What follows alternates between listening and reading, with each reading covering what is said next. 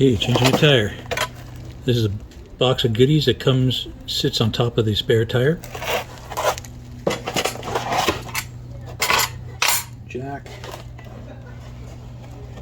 This is a tow hook. You can screw it in somewhere in the front of the back of the car and use it to get towed out by somebody. In here, I can get it out. This little thing here. For grabbing this. Pulling that cap off of there.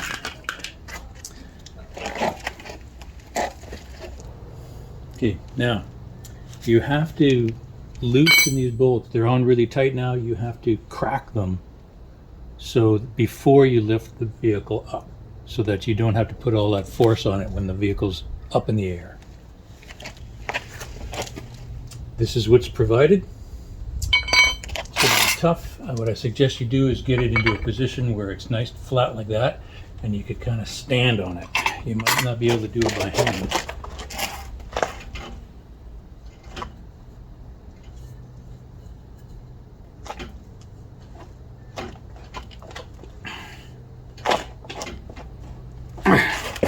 I got that one. That was pretty tough. Now, if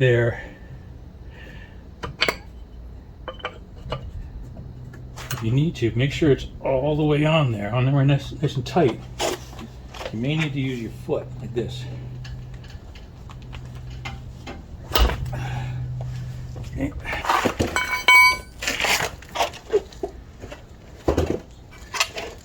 And this little guy.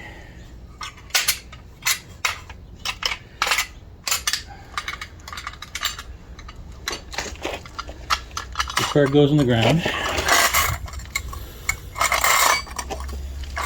And then this little ridge holds a coincides with part underneath here. See if I can show that to you.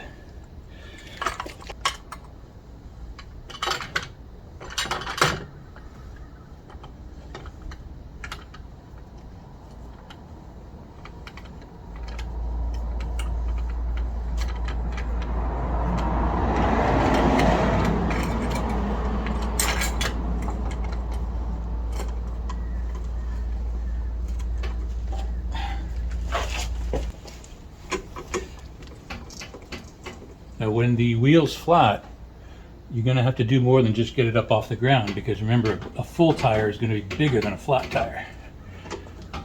In this case, I just need to get it up off the ground.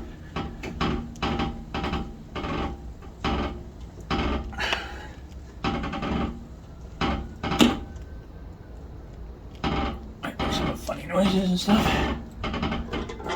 Okay, it's off the ground. So now you don't have to push really hard and knock the vehicle off of its jack.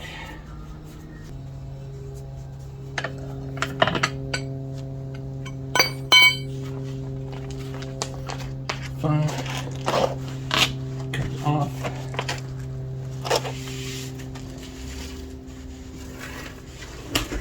Whenever you're inside here and you have the wheel off, even if it's just for a tire change, always look inside here. Flashlight if you got one, and look at your brake pads. When they get less than 3 millimeters thick, you need to change them. I can show you here.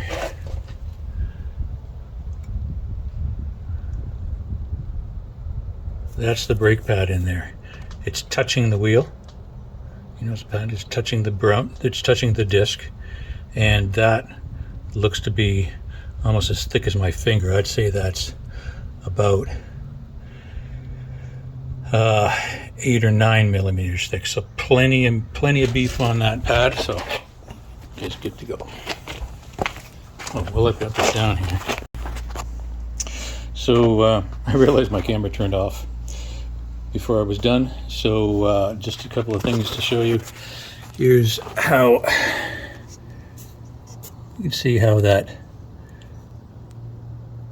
jack, it just sort of clips around this seam on the bottom of the car. It's It's like a ridge there, and it just hooks over top of it. Now, obviously you put the wheel back on and you put the studs in, and you just snug them up. When the car's up in the air, when the wheel's in the air, just put them in and put them on snug. And when you tighten wheel bolts, you go in a crisscross pattern. So you tighten this one, and then that one, and then this one, and then that one, and then this one. That way you get a balanced tightening. Just tighten it snug when it's in the air, and then get it down on the ground. And then when it's on the ground, then take your wrench and do your final tightening. And I would say tighten it as tight as you possibly can without stepping on it. So whatever you can with your arms and your shoulders pushing down, tighten them up as tight as you can. And it should be okay.